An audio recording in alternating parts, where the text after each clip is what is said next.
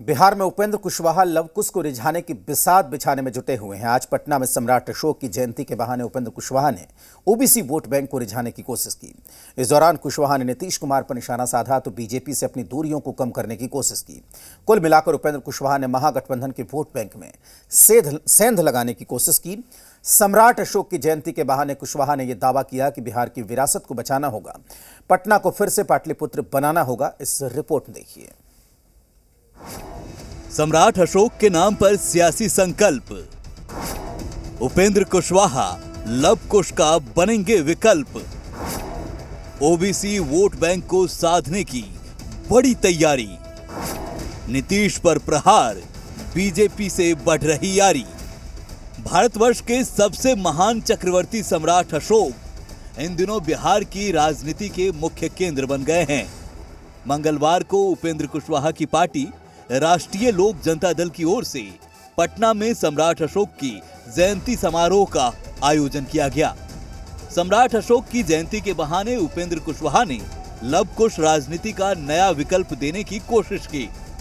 एक ओर निशाने पर मुख्यमंत्री नीतीश कुमार थे तो दूसरी ओर बीजेपी को रिझाने की पूरी कोशिश थी।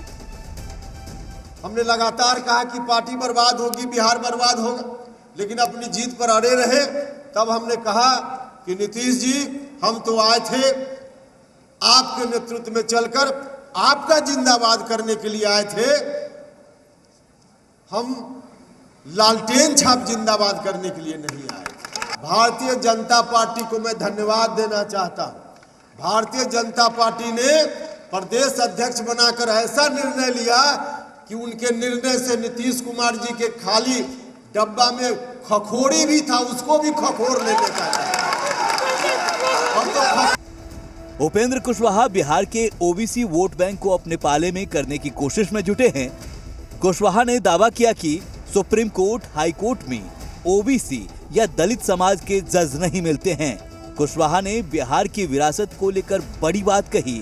उन्होंने कहा कि पटना का नाम पाटलिपुत्र होना चाहिए। पिछड़ा अति पिछड़ा के लिए क्या करें, दलित महादलित के लिए क्या करें, जो शोषित पीड़ित लोग हैं उनके लिए क्या करें।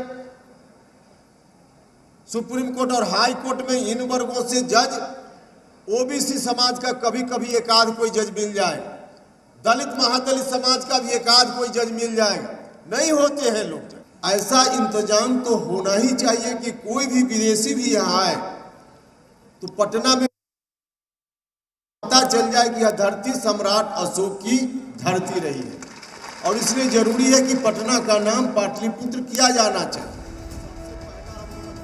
उपेंद्र कुशवाहा ने बीजेपी पर डोरे डाले तो बीजेपी भी खुलकर कुशवाहा की तारीफ करने से पीछे नहीं रही। निश्चित रूप से महान शासक थे, चक्रवर्ती सम्राट थे अशोक सम्राट, और उनके लिए कुशवाहा जी कर रहे हैं, ये साधुवाद के पात्र हैं।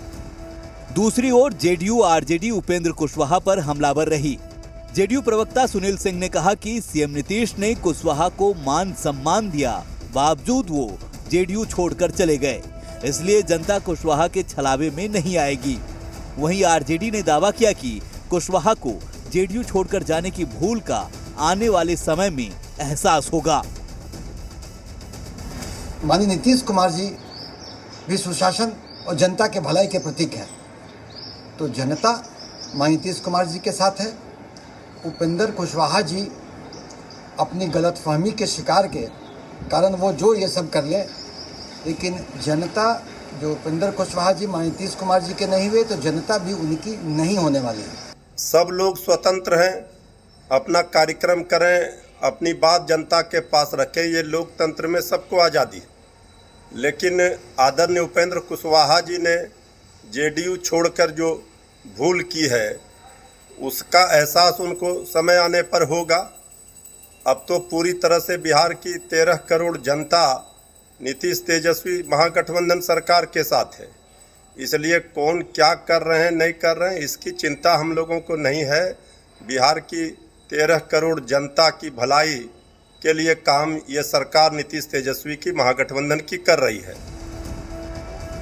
पहले विरासत बचाओ नमन यात्रा और अब सम्राट अशोक की जयंती के बहाने कुशवाहा बिहार में सियासी जमीन तैयार कर रहे हैं, जिसका असर आने वाले वक्त में देखने को मिल सकता है।